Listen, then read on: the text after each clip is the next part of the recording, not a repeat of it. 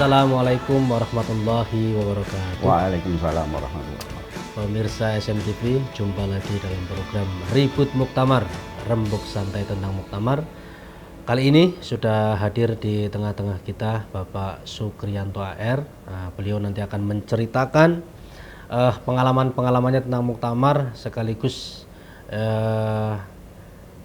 pesan bagaimana kemudian Muktamar kali ini itu tidak kalah meriah dan tidak kalah ramainya daripada Muktamar sebelumnya. Namun sebelum itu jangan lupa pemirsa SMTV untuk like, komen, dan subscribe channel YouTube SMTV supaya YouTube ini bisa berkembang dan tersebar luas. Baik, langsung saja kita sapa narasumber hari ini. Assalamualaikum Pak Sukri. Waalaikumsalam warahmatullahi wabarakatuh. Sehat Pak Sukri? Alhamdulillah, sehatnya orang tua. Sehatnya orang tua. Kalau ngomong kesibukan nih Pak Sukri kan sangat sibuk sekali. Sekarang sedang mengejar apa Pak Sukri yang lagi dikejar? Ada 3 hal yang sedang saya perjuangkan. Okay. Satu, bagaimana mengembalikan LSBO menjadi Majelis Dakwah dan Olahraga. Majelis Kebudayaan dan Olahraga. Lalu yang kedua, bagaimana pemutaran film yang dibuat oleh LSBO yang 4 itu bisa ditonton oleh 1 juta orang sampai Oktober nanti. Yang ketiga, sedang memperjuangkan akan membuat film Insinyur Juanda. Insinyur Haji Juanda, dia putra ajengan dari Tasikmalaya, Pak Kartawijaya. Kemudian dia menjadi menteri zamannya Bung Karno berkali-kali, dan beliau adalah orang yang mendeklarasikan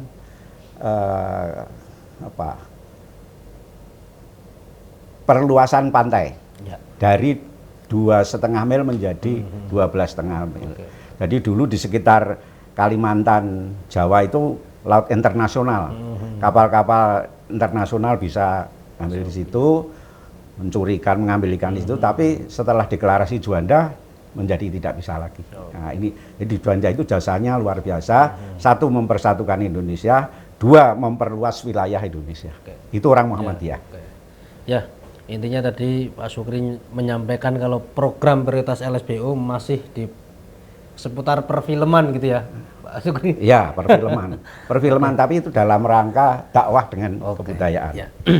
Baik Pak Sukri, karena ini rembuk santai tentang Muktamar Pak Sukri, dan Pak Sukri juga sudah lama sekali di pimpinan pusat Muhammadiyah. Jadi kita pengen menanyakan sebenarnya sejak kapan Pak Sukri itu mengikuti perhelatan Muktamar gitu. Kemudian dari Muktamar itu mana yang paling menarik dan mana yang ya paling berkesan gitu Pak Sukri? Kalau mengikuti itu ya saya mengikuti dari jauh berita dan sebagainya.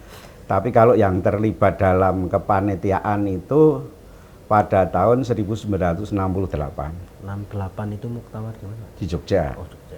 Nah, waktu itu saya bagian itu ngantar minuman kepada peserta, itu karena waktu itu mati. Nah, kemudian kalau yang Solo, itu saya sudah sebagai tahun 85 itu saya sudah sebagai peserta yang mengikuti, meramaikan saja.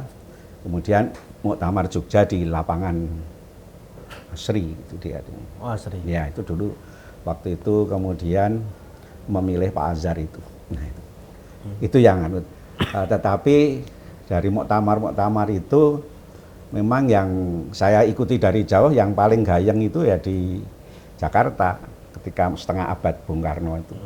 Nah, itu lalu Bung Karno menyatakan saya ini sejak tahun 38 jadi anggota Muhammadiyah, tapi tidak ditarik kontribusi. Nah, sekarang supaya ditarik kontribusi ya itu. Bung Karno lalu menyatakan sekali Muhammadiyah tetap Muhammadiyah. Nah, lalu kalau Muktamar Jogja itu kemudian banyak orang yang karena Pak Harto mengaku Aceh itu Pak Harto mengaku Muhammadiyah, dan di Solo juga dilanjutkan banyak menteri-menteri atau pejabat-pejabat yang juga mengaku saya ini dari keluarga Muhammadiyah. Saya dulu pernah sekolah di TK Abah Muhammadiyah. Rumah saya dekat dengan Muhammadiyah, itu banyak yang berkata begitu. Ya. Tapi memang Iya, waktu itu zaman Pak Harto itu banyak itu yang kemudian mengaku sebagai orang Muhammadiyah. Muhammadiyah. Ya. Ada nggak sih Pak Sukri dari serangkaian muktamar yang menurut Pak Sukri itu memang sangat berkesan sekali, maksudnya barangkali apa ya situasinya yang gitu, misalnya sepengetahuan kita kan misalnya Solo dulu kan sempat tertunda lama gitu, terus ini di Solo lagi kemudian ada penundaan lagi, maksudnya kira-kira apa kemudian yang melatar belakangi? Biasanya faktor eksternal. Nggih. Faktor eksternal seperti muktamar yang ke Solo yang 85 itu ya. nggih. Itu kan seharusnya sudah lama, tapi itu karena faktor eksternal, karena waktu itu pemerintah mengeluarkan asas tunggal. Semua ormas yang tidak berasas Pancasila harus bubar. Nah, di Muhammadiyah waktu itu kan ada dua pemikiran ekstrim, yang satu menerima, yang satu tidak. Nah, sampai kepada kalau menerima Muhammadiyah saya keluar dari, kalau menerima asas Pancasila. Nah, ini yang kemudian oleh Muhammadiyah di manage supaya konflik itu tidak. Iya. Nah, lalu waktu itu Pak AR, karena saya kebetulan anaknya agak sedikit tahu, Nggih. itu selalu komunikasi dengan Pak Harto. Karena Pak Harto juga mengaku dulu di SMP Muhammadiyah pernah dipandu HW ya, sehingga berkali-kali.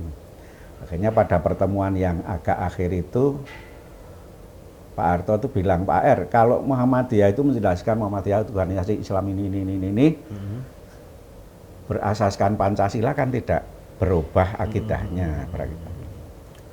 Terus Pak R waktu itu menjawab, apa itu kira-kira misalnya orang lalu kita akan ke sana itu harus peraturannya harus pakai helm, apa kemudian kita bisa mengatakan Muhammadiyah di jalur ini.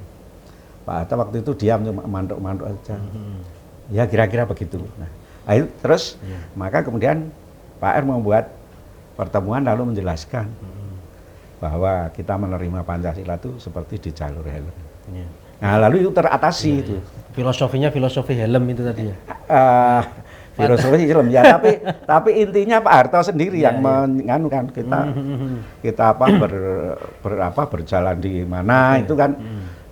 Akidah kita itu tidak berubah. Kita tetap orang Islam, kita tetap yakin bahwa Nah, kalau misalnya tadi dengan Pak Hartonya kan kemudian Pak AR bisa menjelaskan, tapi kemudian bagaimana dengan internal? Karena internal kan sudah tadi ada dua kubu yang itu tetap saja, tetapi dengan penjelasan seperti itu lalu sebagian besar menerima.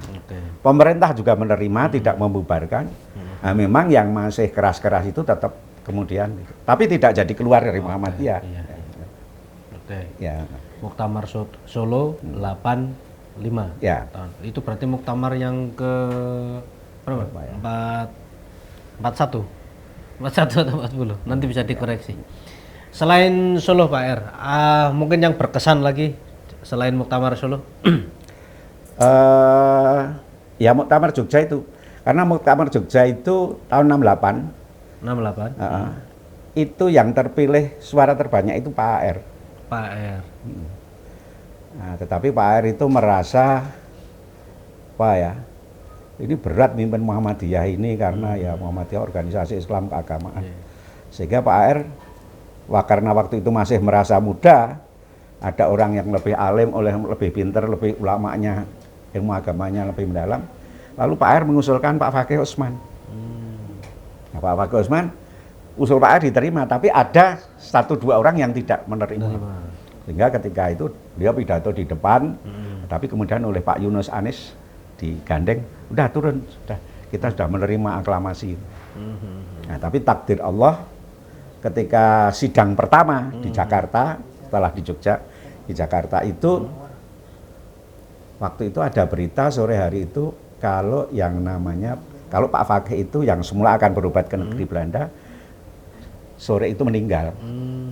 Nah, lalu ada fatwa dari Buya AR Sultan Mansur, dulu waktu Nabi meninggal itu tidak dikubur dulu sebelum ditunjuk imamnya. Nah, waktu itu setelah tertunjuk imamnya Abu Bakar, baru Nabi itu. Ya. Karena itu saya kata Buya Hamka yang diutus oleh Buya Ustaz Mansur, maka sekarang imam itu kita pilih dan kemudian baru kita pemakaman Pak Fakih Usman. Nah, untuk itu saya menyampaikan selamat kepada Pak AR. Jadi tidak pakai ditanya dulu. Pak AR terus dijazah. Yang lain kemudian ngikuti. Jadi Pak AR pelenggang itu. Terbengong-bengong. Nah, tapi waktu itu Pak Jindar mengatakan ini kalau menurut anggaran dasar anggaran rumah tangga itu tidak bisa. Nah, hanya bisa sebagai PLT pejabat. Nah, akhirnya ditetapkan sebagai pejabat. Nah, lalu baru pada tanwir berikutnya nanti ditetapkan sebagai ketua definitif. Tapi Pak AR merasa berat sehingga waktu itu Pak AR sakit. Sakit itu tidak ketahuan penyakitnya apa semua baik. Jantung baik, ini baik. Tapi merasa sakit kalau malam sering keluar keringat dingin terus nggak bisa tidur. Terus akhirnya oleh Bu Baroroh sudah tinggal di tempat saya saja. Karena Bu Baroroh itu kan kemanakannya. Sebulan itu nggak sembuh. Terus akhirnya ke desa. Desa di Serandaan. Nah, di sana kebetulan Pak AR baca tulisan Imam Ghazali yang berjudul Al-Mughidul Minad Dhalal, dan suatu ketika baca apa yang saya tidak tahu itu Pak AR sekarang sudah sembuh. Lalu terus sembuh. Jadi sejak ditetapkan itu selama kurang lebih 3 bulan Pak AR itu mungkin kalau sekarang stres ya, karena merasa berat beban itu.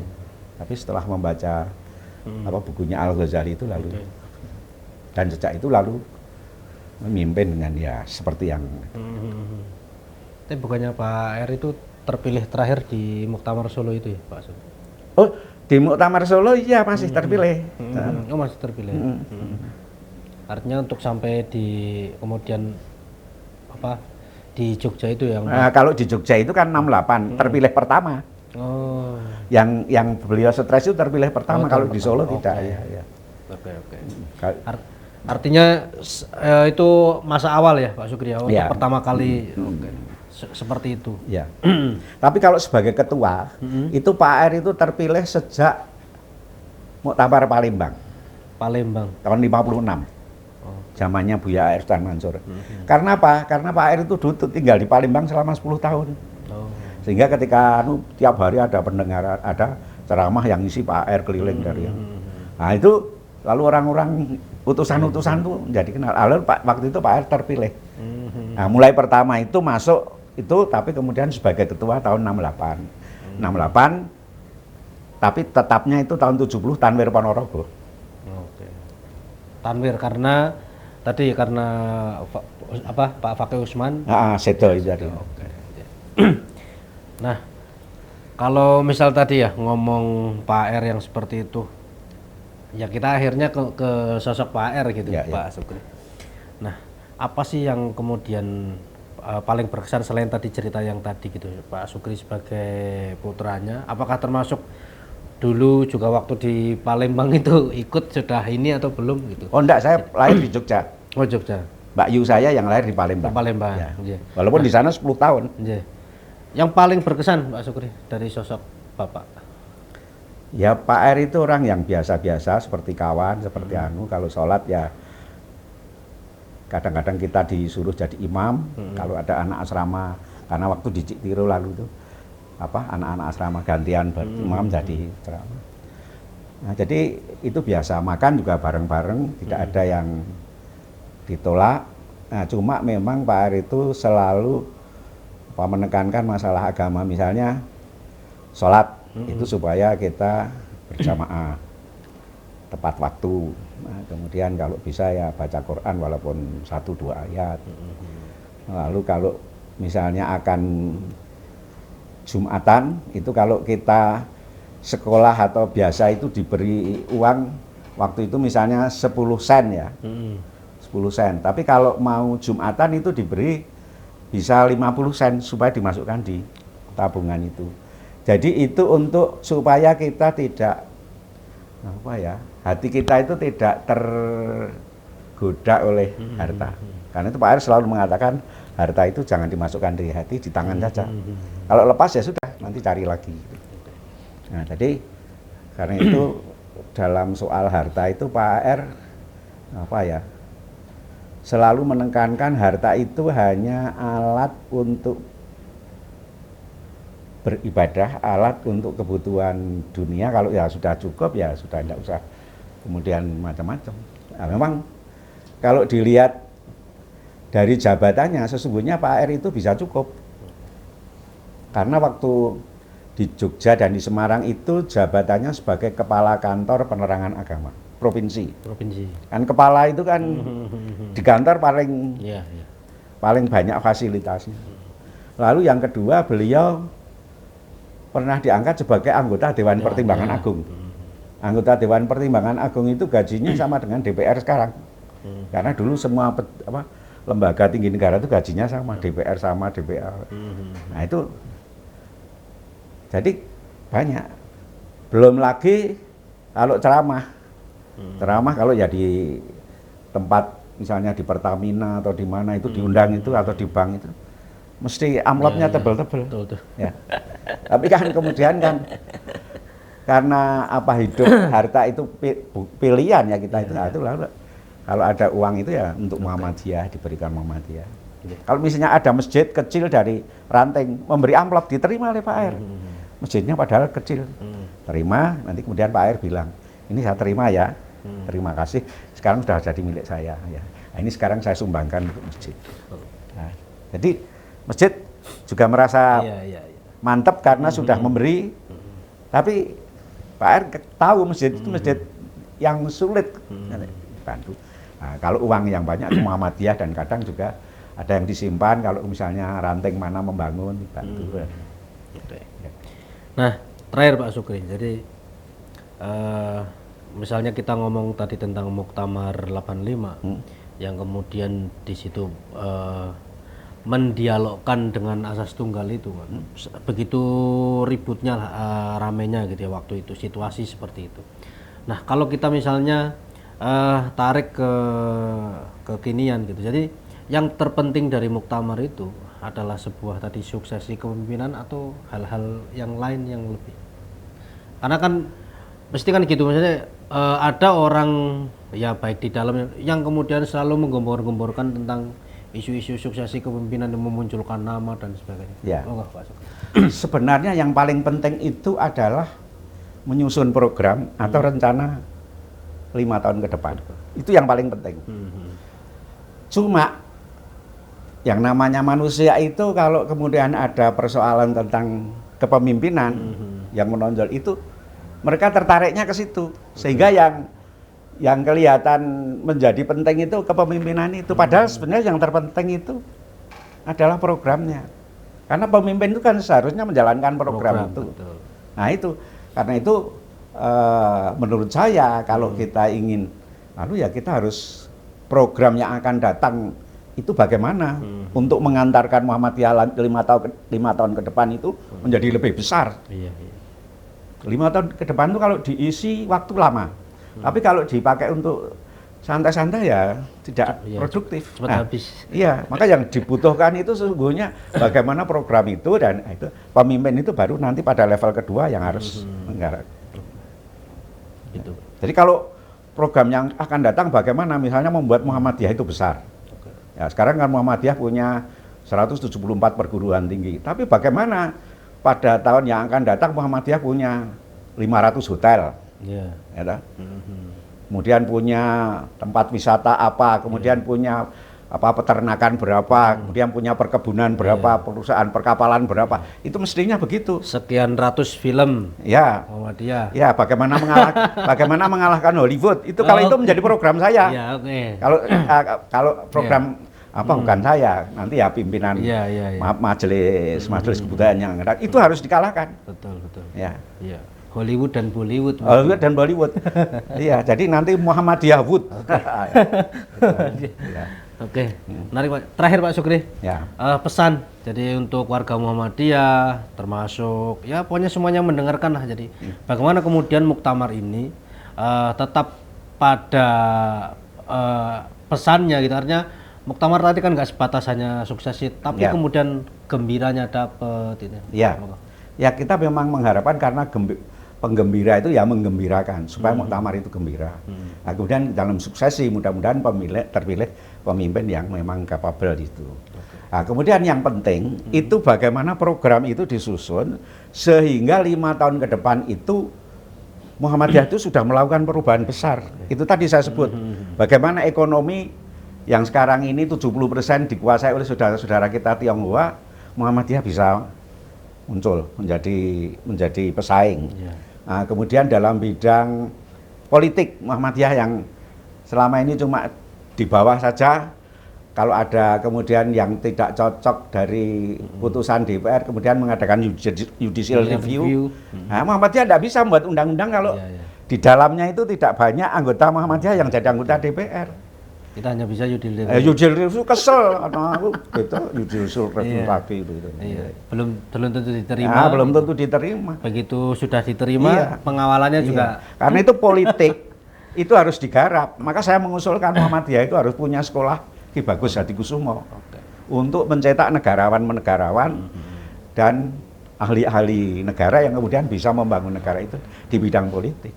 Jadi kita harus menggarap selain pendidikan, sosial, kesehatan, itu nanti harus kebudayaan, kemudian ekonomi, kemudian DPR, kemudian ilmu pengetahuan, sehingga Muhammadiyah itu nanti punya pusat riset yang hebat, bukan hanya riset sosial, ada riset kesehatan, ada riset ilmu alam, ada riset, sehingga kita dalam itu jangan ketinggalan dengan negara-negara lain, kira-kira begitu.